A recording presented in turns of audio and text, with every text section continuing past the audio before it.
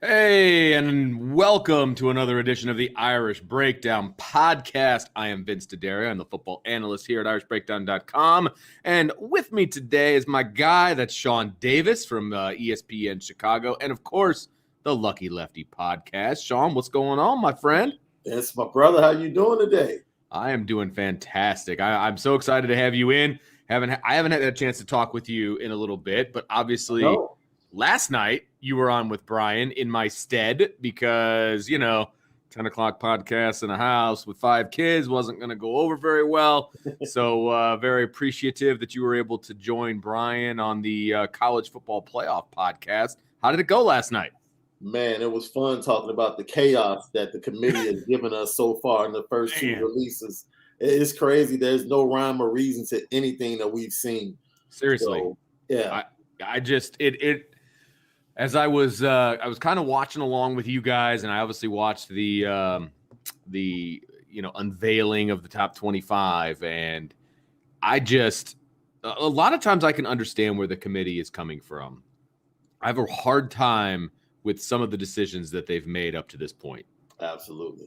It is so confusing because in one stead you see them using head-to-head to differentiate when it comes to Purdue and Iowa at 19 and 20. But then at 6 and 7, head-to-head doesn't matter when it comes to Michigan and Michigan State. Right. And you see half of the top 25 coming from 2 conferences. So they're basically telling you they have more respect for those 2 conferences than any other conferences, including the non-Power 5. So it's like, this bad loss since you came from the Big Ten and the SEC is actually okay. Right. This bad loss since you're outside of those conferences are really bad, and we're going to penalize you for it. It's all over the place. Yeah, it really is. And, they're setting up, Alabama, Ohio State to, if they take care of their business, right, to be in the playoff. Even a 2-loss Alabama, I think, if it's a good loss against Georgia, I'm not going to be in any way surprised that they're in the Final Four. I'm totally shocked by that. I'm going to be. Me too. Like, me personally, no chance. You get 2 losses, you're done. You're out. Yeah, right. But I feel like the committee's setting them up to where they're going to have an opportunity to make a case. And based upon what? Right. It's like, okay, you love the SEC and the Big Ten. And let's be honest, on the field, those have probably been the deeper and more competitive conferences in all of college football this season. And traditionally, they're at the top. Sure. And, especially when you have teams like USC not holding down the Pac-12 historically as they have before. Right. But with all of that being said, you show no love to Oklahoma that's undefeated. Absolutely no love. They're still 8. They didn't move at all. They didn't move at all, which is crazy. And then you basically tell Notre Dame, look, that was a bad loss against Cincinnati, which we all agree, Vince. Like, we all agree, like, there's no way you should have lost that game to Cincinnati at home. No. There's no way. We don't feel like they're a better team than Notre Dame. No, especially the last 3 weeks in the way that they've played. And I think we've seen that, the way they played after that game. They've struggled. They had to have 2 goal line stands to beat a Tulsa team that has struggled all year long. So when you look at this, there's so much for them to pull from. But I will say this in the stead of the committee. I do believe this is one of the most difficult years to be able to operate. And it's a new crew in there. Yeah. It's a new crew, new faces, new ideas in the room. So this game control thing, which is similar to what they use for the NCAA basketball, men's basketball and women's basketball tournaments, is being included. Maybe that's the differentiator between Michigan and Michigan State, that Michigan controlled that game for 3 quarters and then Michigan State eventually won it. So, oh man, I just don't know. I'm hopefully things on the field would decide. in the coming weeks with everybody, Michigan State, Michigan, Ohio State, all playing each other. Cincinnati, having to earn their way and play much better in a conference that gets no respect. They should be winning double digits and winning those games easily, but the toughest part of their slate is coming up. Right. So I really don't see Cincinnati being able to do that, which means what you said about a 2-loss Alabama team could be, very much the case. Right. Very much the case. Yeah. And the conversation you guys were having, I thought last night was really interesting in that, Ohio State's 4th right now with a loss to Oregon, obviously. And who have they played though? Like how is that number 4 ranking justified outside of they've been good for the past 10 years? Mm-hmm. Other than that, I don't understand how that. I mean, I never even really thought of it that way because I think the same way, like Ohio State's always good. They're the class of the Big Ten, all of this stuff. But who have they played thus far? Now, their strength of schedule will increase as they play Michigan State and Michigan, of course. And honestly, a little bit Purdue. Like if they beat Purdue, Purdue might be their best win up to this point, which is scary. Yeah. But what justifies them as a top 4 team right now? I think that is a big discussion point that is getting overlooked by the fact that Oklahoma's at 8 and Cincinnati's still on the outside looking in. Other than the brand Ohio State and maybe the people in that room believing in Ryan Day and how great of a coach he is, I have absolutely no clue how you can put Ohio State in the top 4. Now, this is my thing. Because if I were in their room, this is what I would say. There's no harm in putting Cincinnati in the top 4 right now. Right? Because Ohio State and Alabama have the schedules down the stretch to put Cincinnati out of the top. Right. They'll jump Cincinnati just because of strength of schedule. Absolutely. Right. So why don't we just put them in the top 4 right now? There's no harm in that. Right. That makes things easier than putting these other teams in front of them that you can possibly say from a resume standpoint, they don't have a better resume. I think we both would choose Ohio State and Alabama over Cincinnati from an eye standpoint. Oh, yeah. And then who's controlled games? I mean, I've seen on 3 different occasions, Alabama look nowhere near the historical dominant Alabama that we've seen in the previous 4 to 5 years. Florida physically dominated them. LSU went into Alabama last week and dominated them, ran the ball, controlled the line of scrimmage. And then in their loss to Texas A&M dominated that game for 3 quarters. So what are we really saying? You can't tell me that based upon the eye test and the things I just talked about, you can't sell me that Alabama's the second best team. Not at all. You can't sell that to me. So I'm very confused. If they were smart, they would make 5 and 6 specifically. This is the best season to make teams 5 and 6 at this point, specifically for Ohio State and Alabama, and say you guys can play your way in.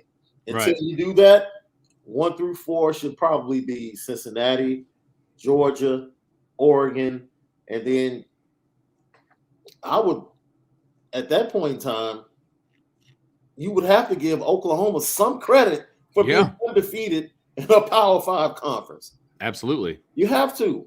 And then the toughest part of their slate is coming up, so they can play themselves in or out. So what's the harm of having Oklahoma in the top 4 right now? Right. There is no harm, and no one would really have a beef about that because they're undefeated. Absolutely. Right. Yeah, no question. I still don't see how they're 8th, but because if you're looking at strength of schedule, and look, I get that the Big 12 isn't, doesn't have the respect that the Big 10 or the SEC has. I get it. Okay, fine. But they're still undefeated. They're still in a Power 5. They still have the hardest part of their schedule in front of them.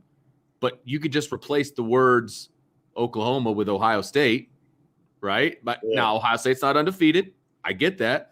But they're getting the benefit of the doubt, and they're in the Final 4 right now. Like I think there's a case to be made that Oklahoma's strength of schedule will be stronger than Ohio State's.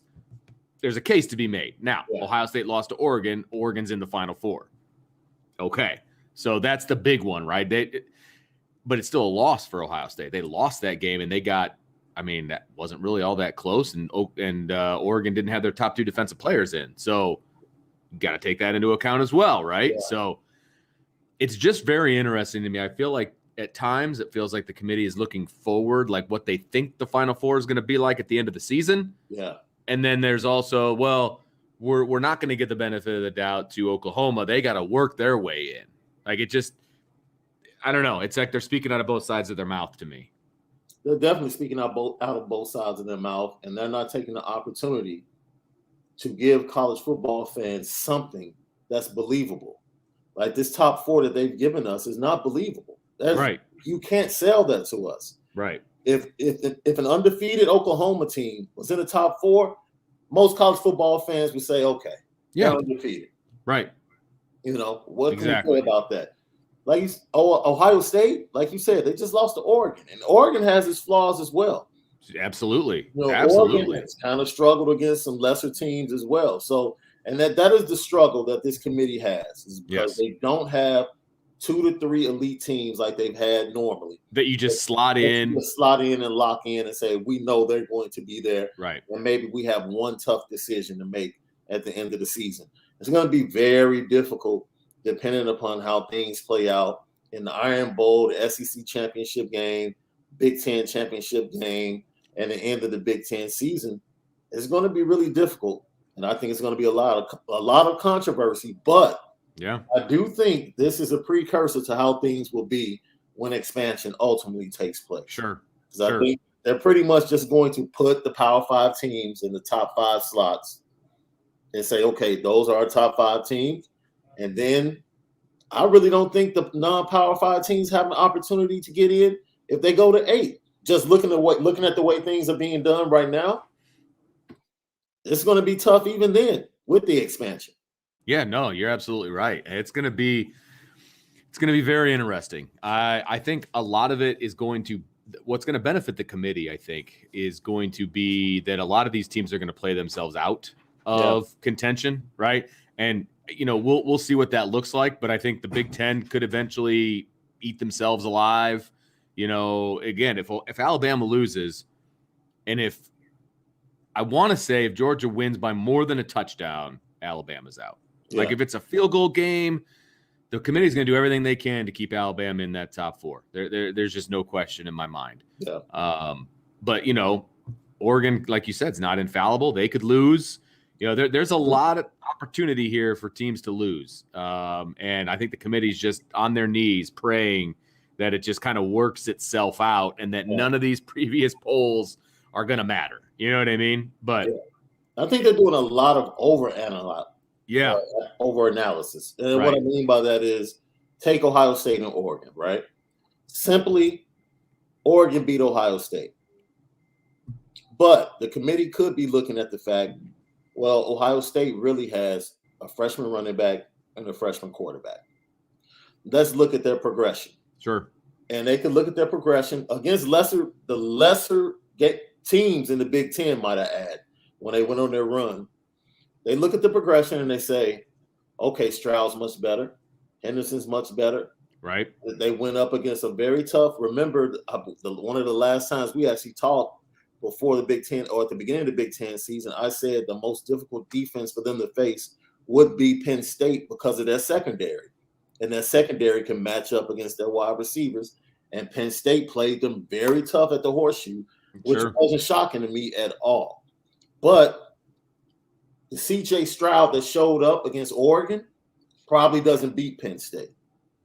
And when you have people in the room that probably think like that, they give more credit to that Penn State win than probably should be given, because Penn State at this point in time is an okay team, but they really can't threaten you offensively. Right. Not with Sean Clifford. I don't think anybody thinks Sean Clifford is one of the greatest quarterbacks in the nation. No. With all of that being said, when you look at that game, they shouldn't get a lot of credit because it was a highly contested game. They shouldn't get a lot of credit for the Nebraska win. But I think a lot of people look at the fact that Nebraska played Oklahoma close. Right. They played a lot of other played Michigan close, Michigan State. So even though they're 3-6, maybe they don't look at Scott Frost's squad as a normal 3-6 bad team. Maybe they look at them as a very competitive squad. So I don't know what they're thinking, Vince. I'm just throwing stuff, hoping it can stick and make our listeners feel a little bit better about the chaos that was released on yesterday. I know. But who knows? I'm with you, man.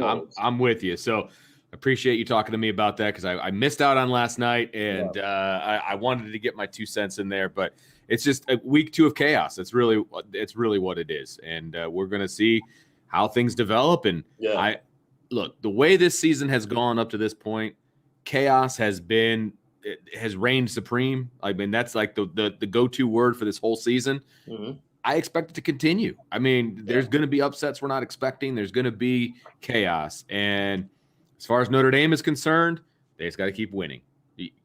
Just keep winning. Yeah. You got to get to the finish line 11-1. If you get to the finish line 11-1, you're going to have a say in whatever happens in the postseason. So you got to stay the course. Yep. If you're Notre Dame, got to stay the course.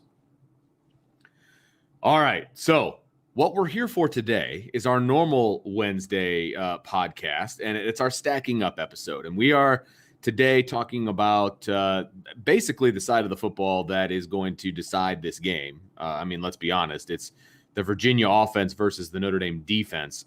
And there are a lot of question marks, obviously, about this particular matchup, mainly because the Armstrong kid from Virginia is still, for lack of a better term, he's a game time decision.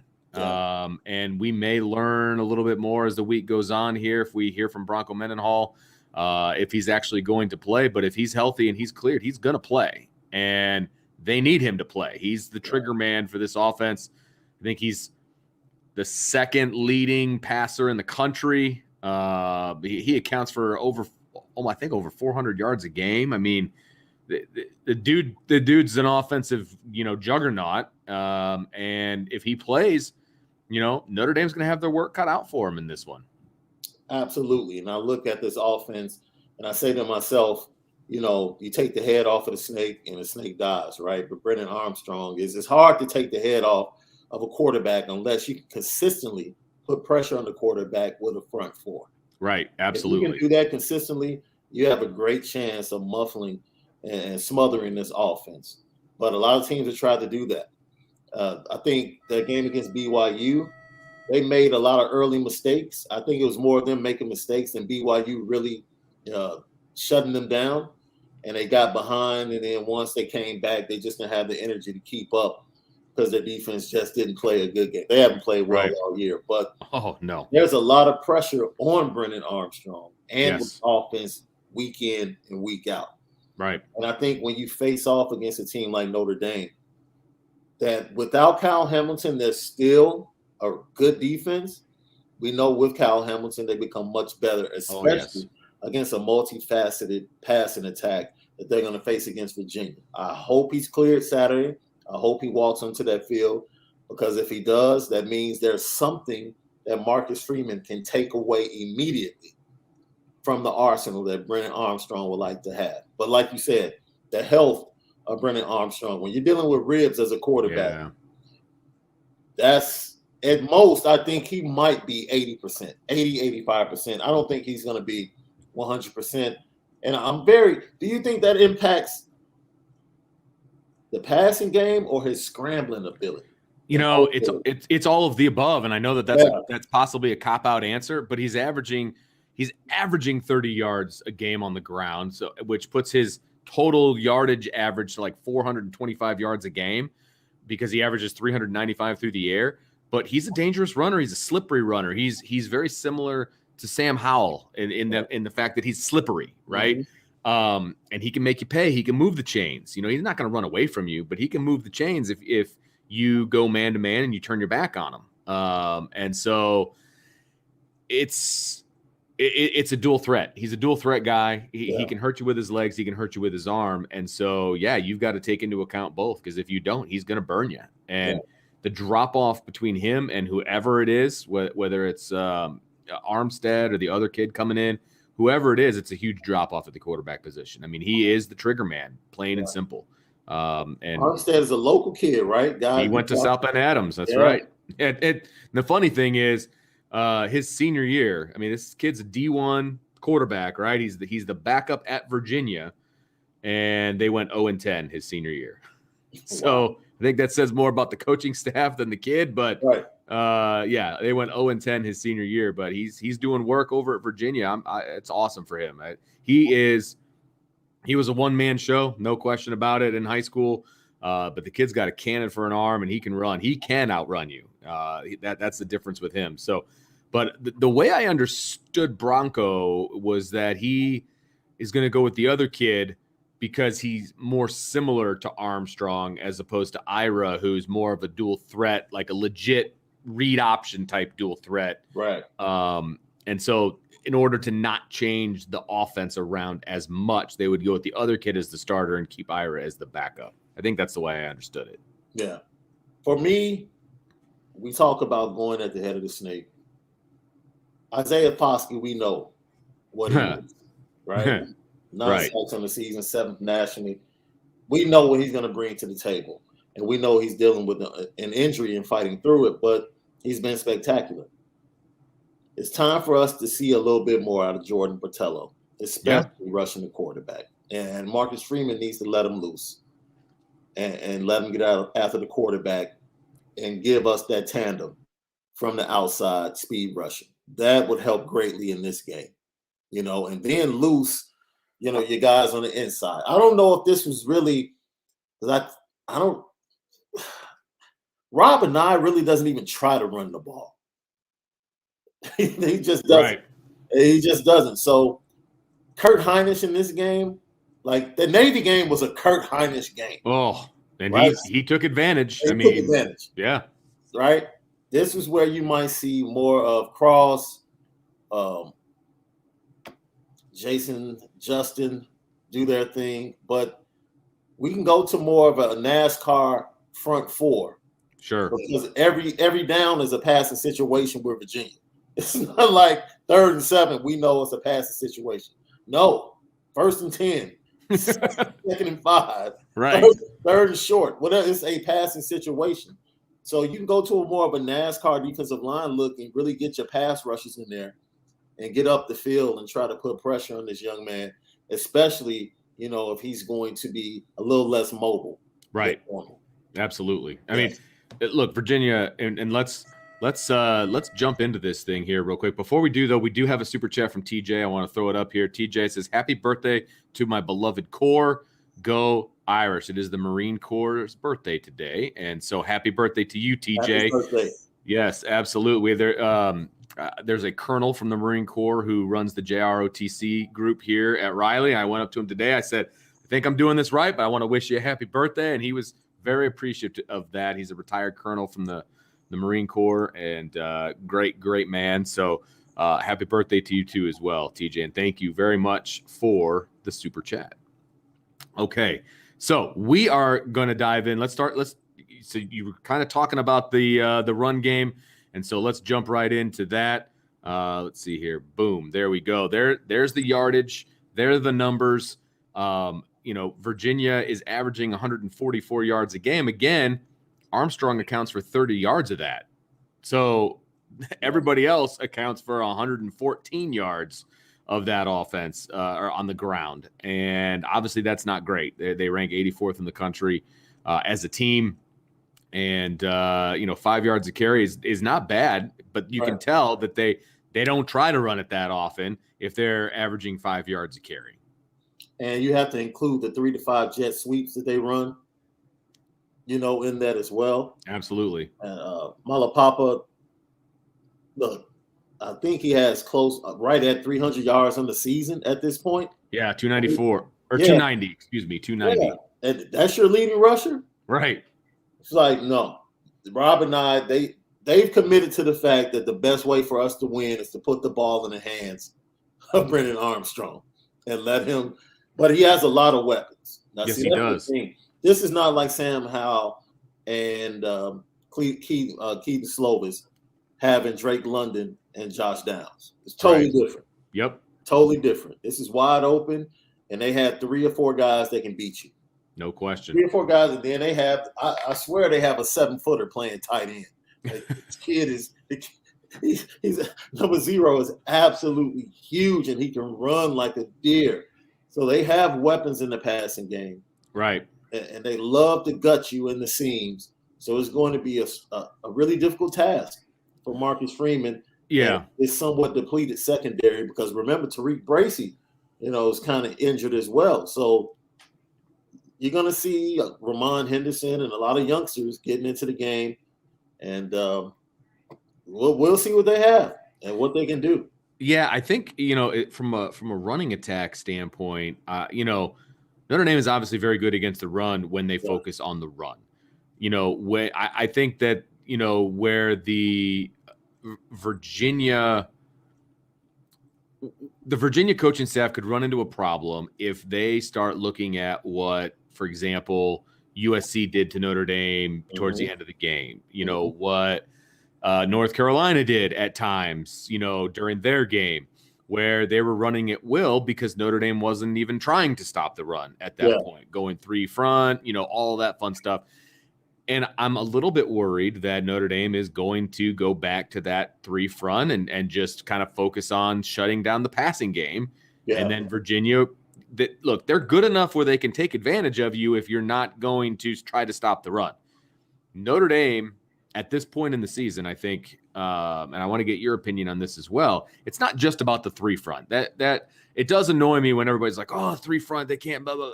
It's not just about the 3 front, but Notre Dame has shown that they are better when they've got 4 down. Yeah. They're better at stopping the run when they're 4 down. And you can still defend against the pass with 4 down.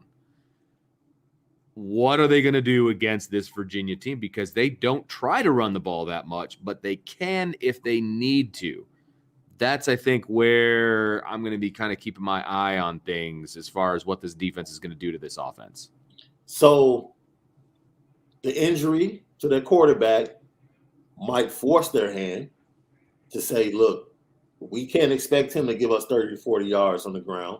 Right. So we have to find it somewhere else, whether it's more jet sweeps, sure, more screens behind the line of scrimmage, or committing to the run game even more. And if they do that, going up against that 3 down, then they might have some success in the play action game. But for me, just watching how they go about doing things, I still believe Rob and I is going to put his faith and his trust in his quarterback. And I mean, how you have to totally understand that. You still got to be you, right? I mean, that's their identity. This dude is like second nationally passing efficiency, and they put points up, and they have weapons. And their greater weapons are really about the wide receivers and the tight end. Absolutely. Malapapa, he's okay. Right. I'm sorry, at running back. So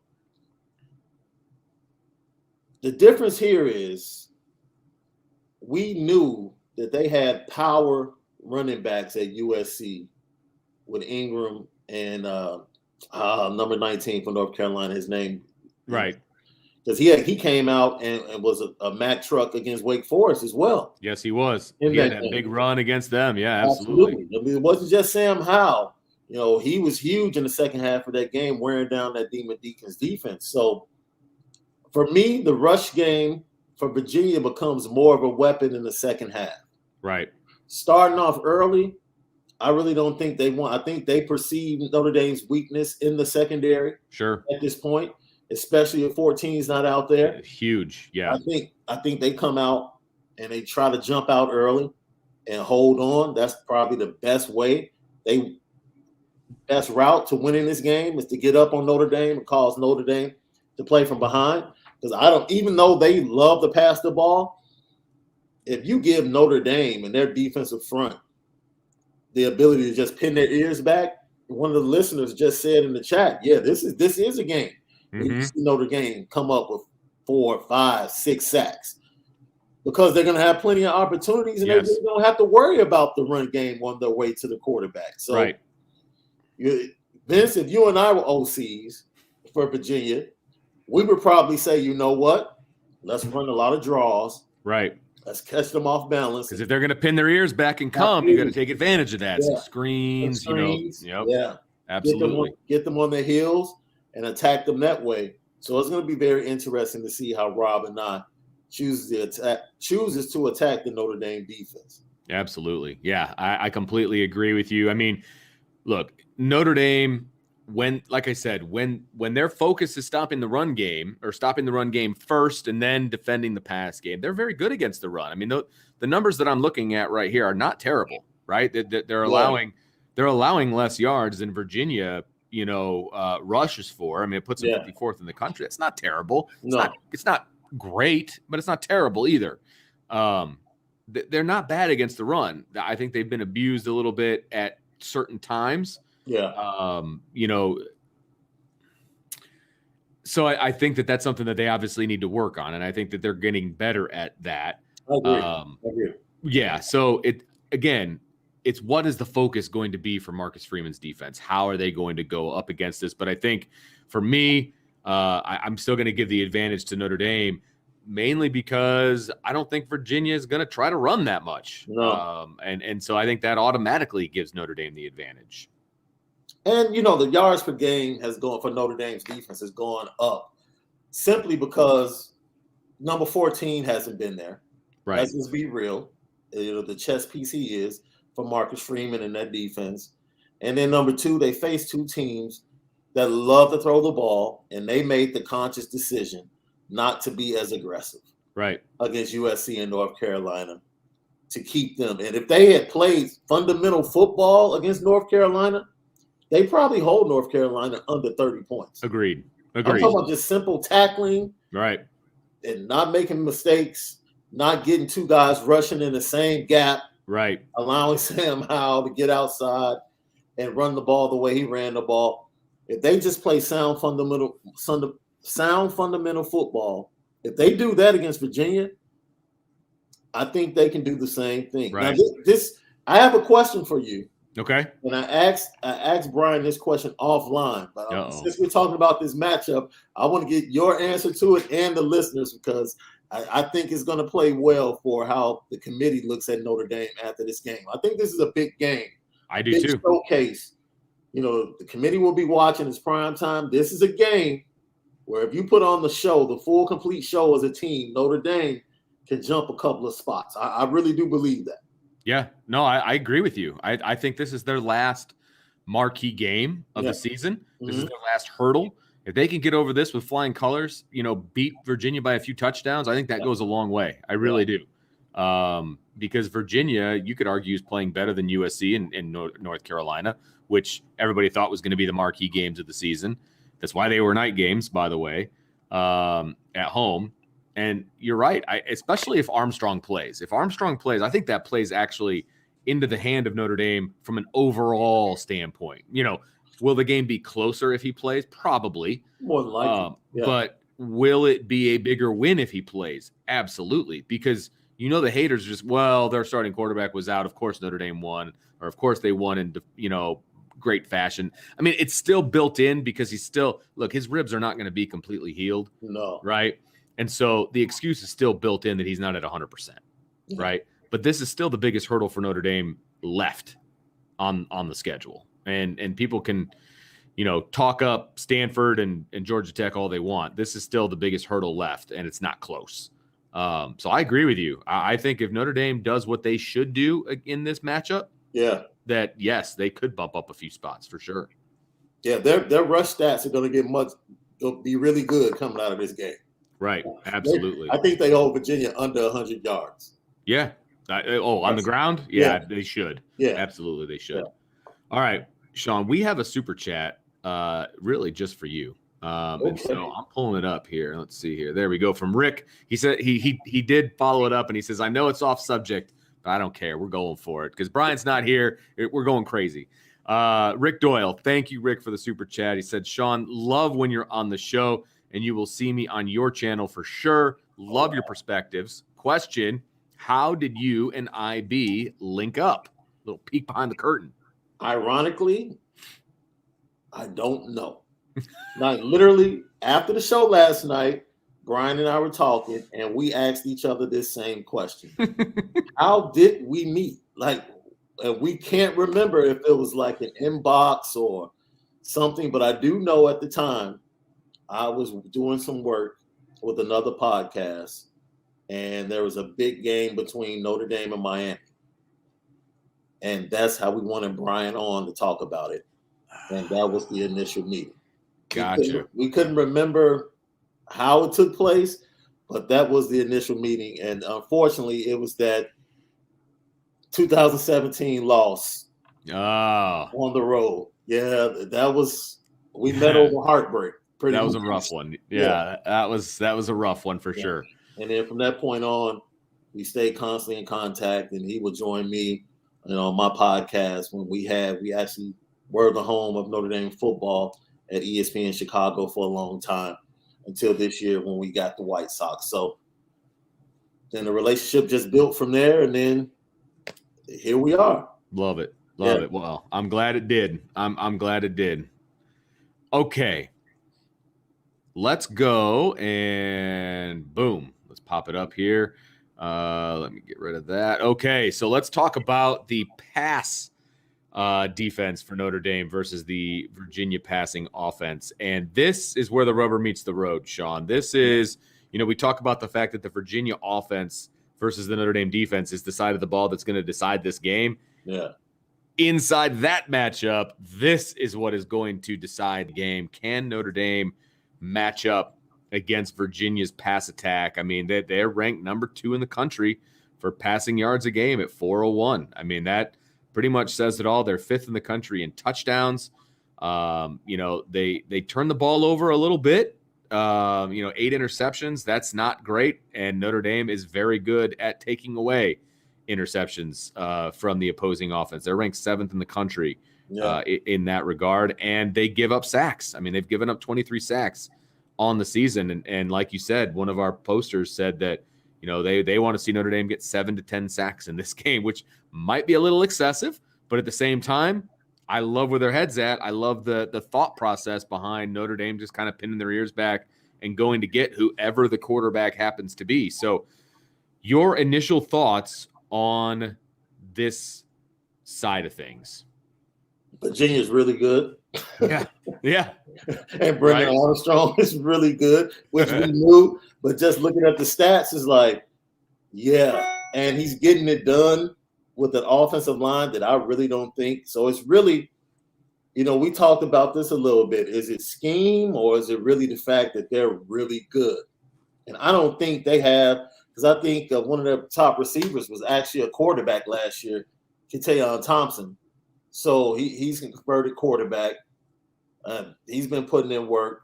Billy Kemp actually made some good plays the last time Virginia came to Notre Dame in 2019, I believe. So he's a slot guy that is very shifty.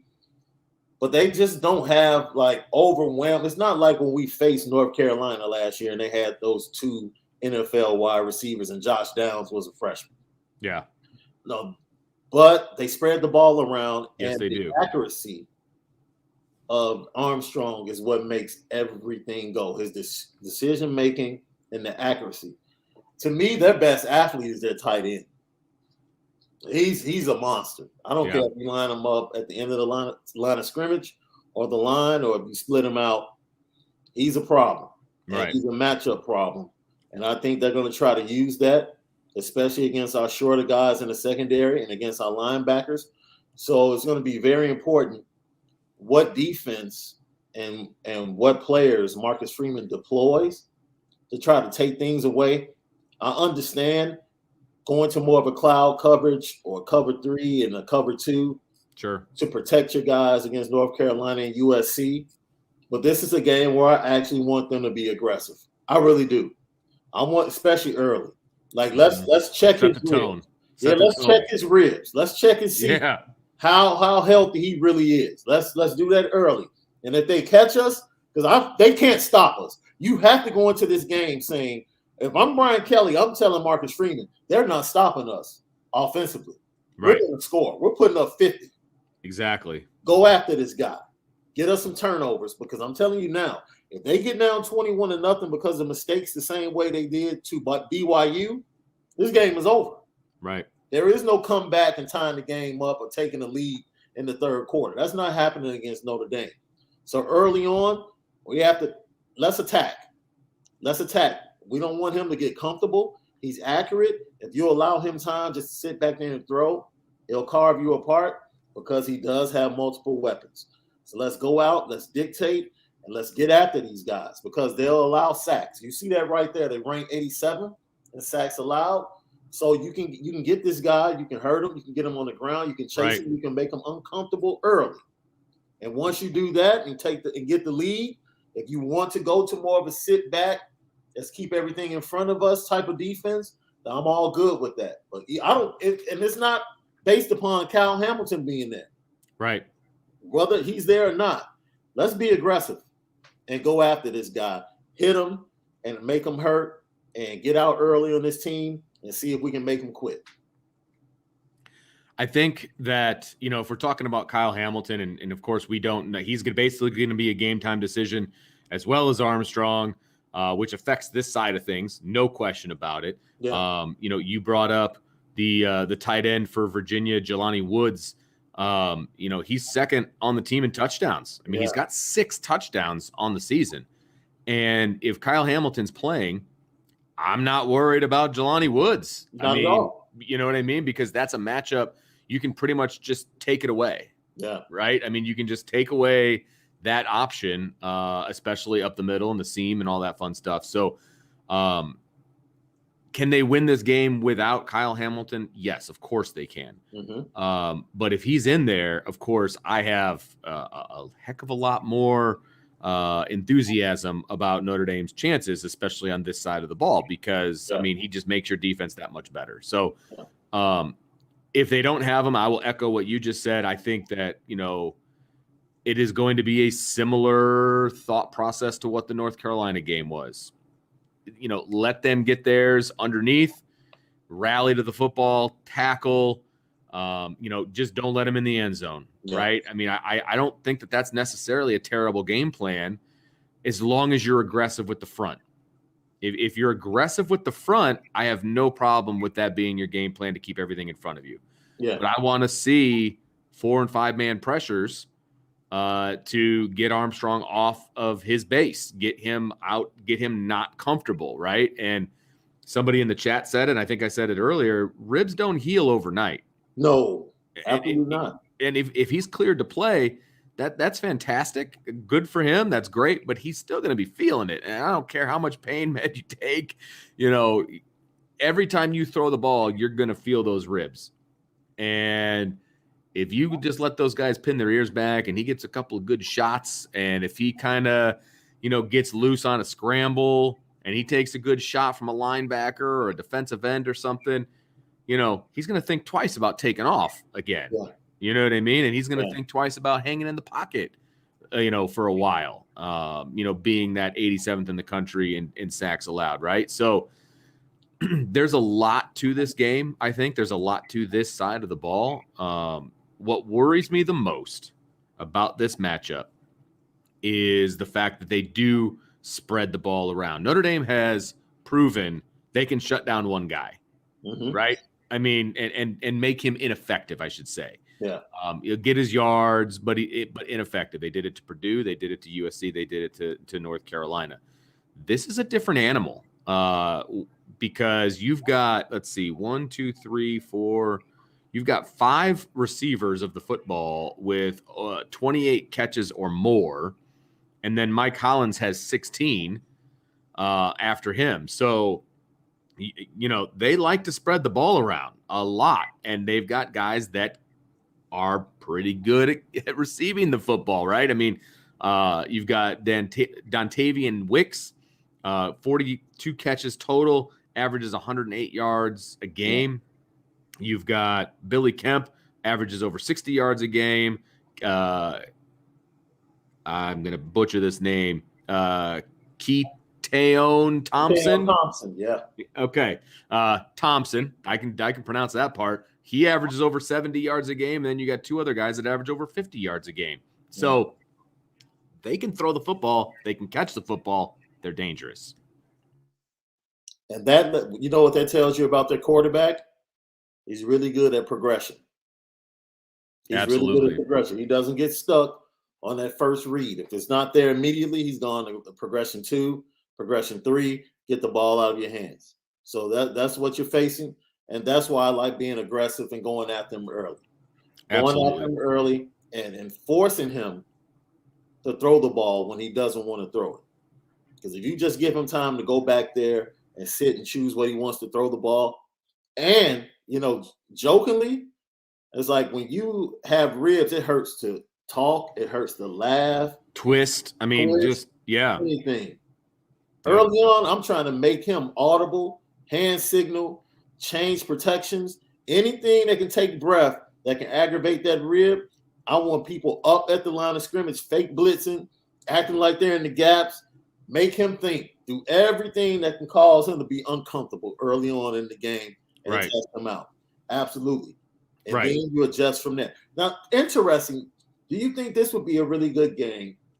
You talk about being more effective in the four-man front, and I talked about more of a NASCAR pass rush. Mm-hmm. Go ahead and put Jason and Myron on the inside. Put Myron back on the inside for this game because he's not going to have to worry about stopping the run as much, and have them put more pressure up the middle.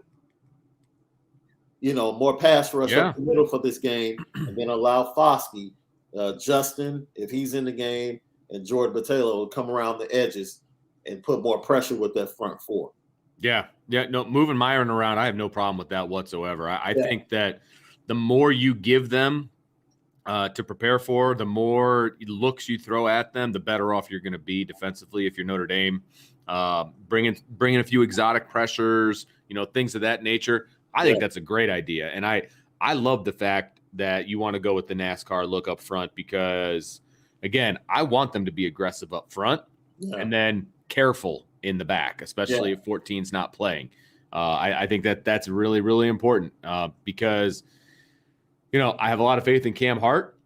My faith is growing with the other two guys that usually play, Bracey and Lewis. But this is a tough matchup, right? I mean, this is a tough matchup for Notre Dame. There's no question about it, especially with your leader on the sideline potentially. So I think you have to be very careful in the backfield, but I think you can light them up front. And if they can do that early, a lot of this, look, it's time to put some pressure on Notre Dame's offense. You know what I mean? Like, I put the game on Notre Dame's offense. Like, look, defensively, we're going to take some chances here. And, we're going to try to heat up the quarterback. We're going to try to get him on the ground. People in the chat are talking about whether Armstrong's going to play and like, oh, yeah, he'll play. He'll be ready to go. I think he's going to play. I do. I think he's going to play. If you're telling me that he's going to be 100%, no way. No way. Yeah. And, yes, he will be healthy enough to play. Okay? But a couple good shots to the rib cage, and that can do Notre Dame a lot of favors. Okay. So I'm putting this game a little bit on Notre Dame's offense. Look, you guys got to score. You guys have to take advantage of the fact that Virginia's defense is terrible. And we're going to take some chances defensively. They might pay off. They might not pay off at times, right? Yeah. But the pressure's on the offense to score the football. And I think that's okay for this team to put it on the offense this time. And I don't want any of that. Look, let me tell you something, man. First quarter on the first two drives last week was total bull crap. Like, the lack of focus that we saw from the Notre Dame offense against Navy was bull crap. Like, your starting right tackle can't come out first play of the game. Right. At home. Right. With a false start. What are we doing? And every time we get a positive play, here's another penalty. Right. And it's like that lack of focus is like, look, we're on the road, nighttime. You're going to get their best. We know how terrible this defense has been. The same defense that went to BYU, that's not going to be the same defense, at least early on, that you're going to see. You're going to get the very best of Bronco Mendenhall, strategically, and those Virginia players. Sure. You have to expect that. Absolutely. So you have to come out with a mean streak, like you said, saying, look, write 50 on the chalkboard before you come out. Right. That's the goal. That's the low point. Right. That's the least we're going to take from you all tonight is 50. If you come back in this locker room after 4 quarters and we haven't gone over 50 points, something's wrong. Right. And you may be coming back as a loser if that's not the case, to be honest with you. I mean, and you have to make them feel that and put that pressure on them. I understand. Yeah. And it's a game. As a coach, it might be a dangerous game, right? Because you lose a key cog in Avery Davis. Right. So that means everybody's going to be trying to do something extra, or moving to different spots. Right. What hasn't changed is those 5 offensive linemen, that quarterback, and those running backs. Dominate. Flat out, dominate. I don't care who the wide receivers are. Dominate in the trenches, and everything else will fall right in line. The dominoes will fall. Right. It's really as simple as that. They should have put up. They left points on the field against Navy. They left points on the field against North Carolina. Look, it's time for this offense to have a game. Absolutely correct. And there's no reason they can't against this defense. There's no reason they can't against this defense. Completely agree. I challenge anybody in the chat. Go to YouTube when you're done watching us. Look up any full game for Virginia, any one of them, and watch the defense. Just fast forward to the offense, watch the defense. There is no reason that Notre Dame can't put points up against these guys. None. Zero.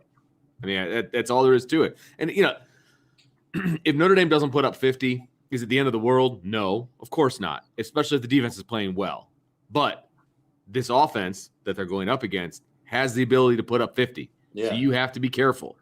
And if you want to put away any doubt, then you've got to put up points, plain and simple. And so, speaking of points, let's find our next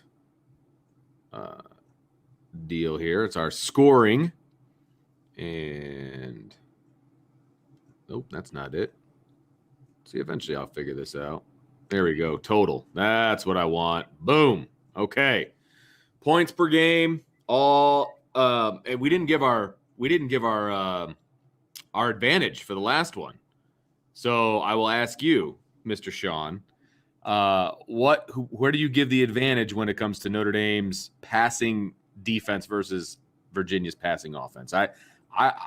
I'm going to go with Virginia on this one. I'm right there with you. Yeah. I'm right there with you. I think it's a little bit closer because of the injury to Brennan Armstrong. Sure. And not knowing the type of player we're going to get on Saturday night, and not knowing if 14 is going to play.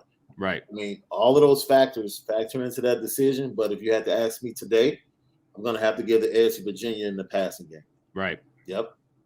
Absolutely. So let's look at the scoring ranks here. You'll notice a few single-digit ranks on one side, only one single-digit rank on the other. Yards per game, they're putting up 545 yards a game, which is unbelievable, and obviously it is because it's first in the country. But 7.2 yards a play. Their red zone. They're okay in the red zone. They get bogged down in the red zone, actually, a decent amount. That is the one thing that jumped out at me as I was watching Virginia's film, and I didn't have these numbers in front of me. Yeah. But I felt like they were kicking a lot of field goals, to be perfectly honest with you, once they get down to the red zone. Well, that's what happens when you run that spread offense. Right. And you get into close quarters and everything becomes a little bit more difficult, and you don't have room to operate. You have to be able to run the ball. You have to be able to line up and knock people off the line of scrimmage to score in the red zone. So that's why Notre Dame has struggled in the red zone, because that offensive line early on wasn't able to do that. Absolutely. No question. Yep. Completely agree with that. And, Notre Dame has done a really good job of creating turnovers. And, Virginia has turned the ball over, to be honest with you. 67th in the country is not great when you have an offense that is as prolific as this offense is. You cannot turn the ball over as much as they are. That means that I believe they had 8 interceptions on the last card. So that means they've got 5 fumbles as well. So they have to do a better job of protecting the football. And Notre Dame, look, they need to do what they do. They need to force turnovers. They're going to have opportunities. Virginia's going to put the ball in the air. They're going to give you opportunities to get some turnovers, and Notre Dame absolutely needs to capitalize in that area. I totally agree with you. Turnovers are what it hurt them against North Carolina. It definitely hurt them against Wake Forest. And I think it hurt them against Miami as well. So they'll turn the ball over. They'll give you an opportunity. Once you get the ball, so how many times have we seen the Notre Dame offense get a turnover and not be able to cash it in with a touchdown? True. And it's been really frustrating. Or get great field position, whether it's a turnover on downs or another big play. And we just haven't been able to cash that in look, when you look at the rankings for Virginia, you say to yourself, well, first of all, you say to yourself, they might average more points than their basketball team. As slow as their basketball team. It's a good point. They live and breathe with the burn offense. I know. But, with all of that being said, the stats look really good. But if you look at their toughest opponents, they scored 28, 30, 31. And their toughest opponents have been middle of the road ACC teams because they haven't played Pitt yet. And I think that's going to be the toughest game for them in conference. So Notre Dame has a chance. Once again, if they can just play simple, fundamental football. Yeah. They have a chance to really hold Virginia. If they hold Virginia under 30, the game is over. Oh, absolutely agree with that. It's over. Yeah, absolutely. Look, again, everybody's having an issue with the fact that we said Notre Dame's going to score 50 points or that they should score 50 points. That's the goal, okay? You put 50 up on the board. That's the goal. We're not predicting that to happen, and we'll have our predictions tomorrow in tomorrow's show. I can, spoiler alert, I'm not predicting Notre Dame to score 50, okay? But would I be surprised if they did? Not really, because that's how bad – I'm not saying that's how good Notre Dame's offense is. That's how bad this Virginia defense is, okay? Again, go watch the film. They're bad. They're really, really bad. And if Notre Dame can hold Virginia under 30 points, look, they're averaging almost 40 points a game. Yeah. They're 1 point shy of 40 points a game. That's 11th in the country. If Notre Dame can hold them 10 points under their average, that's a pretty darn good day if you're Notre Dame. Pretty darn good day. Look, if I'm writing out my goal sheet, for example, if I'm Notre Dame, under 400 yards of total offense, okay, I think that's a pretty decent day. Yeah. Okay, and under 30 yard points, I think that's a pretty decent day as well. And would I be surprised if it was better than that? No, because I think this defense is ascending. I think they're doing really good things right now. But if Notre Dame hits their averages in this game, that's a really good outing for Notre Dame's defense. Okay, so now this is a perfect segue for the question I've been holding for you and everybody that's watching, right? Because this is our big game to show the committee who we are. Sure. And how different we are than the Cincinnati game as a team, how we've progressed, right? So what type of game would speak more volumes to the committee? Would it be Notre Dame winning, scoring 50, and winning 51-34? Or would it be Notre Dame being dominant defensively and shutting down the second best offense in the nation and holding them to 17 points while scoring 31? Ooh. Like, which one do you think speaks gives you a better look as to how different Notre Dame is if you're the committee? To me, if you can hold this offense to 17 points, that's pretty. I think that's where you're looking at. And I was worried that you were going to say Notre Dame was going to score in the 20s. Now, 31's not that much higher than the 20s. Okay. Right. But it's still a convincing win. Right. Okay. It can be 37-17, 34-17. Right. You're still talking about a very convincing win for Notre Dame. You're talking what, 20 points basically, or 15 to 20 points.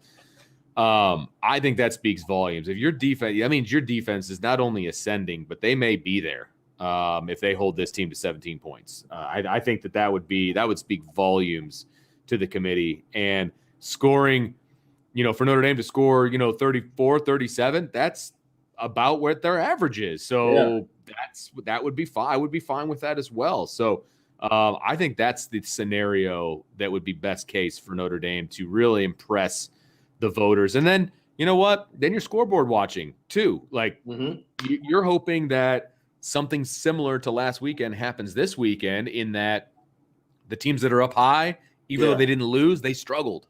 Right? They struggled. Right.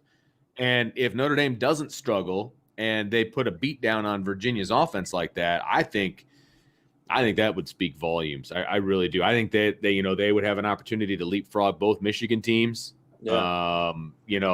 I still don't know what they're going to do with Oklahoma, but I think they could very well leapfrog both Michigan teams and be in the conversation. I'm torn on it. Yeah. I'm torn on it because I think seeing the offense score would be a far departure from what the committee saw with this Notre Dame team and the story of the offensive line and the quarterback play struggling early. So that would be a stark contrast to what they thought Notre Dame was, and we hung our hat, or Notre Dame hung their hat on the defense. So the defense coming out and being dominant, the committee saw that already. They haven't seen this offense go out and just dominate a game. That's true. Lead Notre Dame to a convincing win. But it's as someone in the chat said, the committee loves points. Who doesn't love points? It's sexy. Yeah. Points are sexy. It's entertaining. Yeah. So, but I could go either way. I mean, I'm going to take either way. A dominant win is a dominant win. Right. No doubt about that. But it was just interesting to think, like, how would the committee look at it? Sure. And what would they want? What would they want to see? I think game control is important. I do want to see Notre Dame control this game from start to finish. Yes, that's huge. I want to see. That's huge. I agree with you. I don't want to see, it tight, low scoring going into the third quarter and then Notre Dame pulls away. No, I want to see control from the beginning to the end. And I think that is what will speak more volumes to the committee, is that, Notre Dame went on the road and from the first snap totally dominated Virginia, regardless of what the score ended up being. All right. Well, that is going to do it for this edition of the Stacking Up podcast, talking about Notre Dame's defense versus this Virginia offense. Again, this is the side of the ball that's going to matter, Sean. No question about it. This is where the rubber meets the road, as they say, and this is the side we're going to be keeping our eye on, even though I'm personally putting a lot of pressure on Notre Dame's offense to score some points in this game. As you should. Yeah. As you should, and as Brian Kelly should. Yeah, absolutely. No question about it. So if you're watching us on YouTube, make sure you hit that like button. Make sure you hit that notification bell. Subscribe to our channel.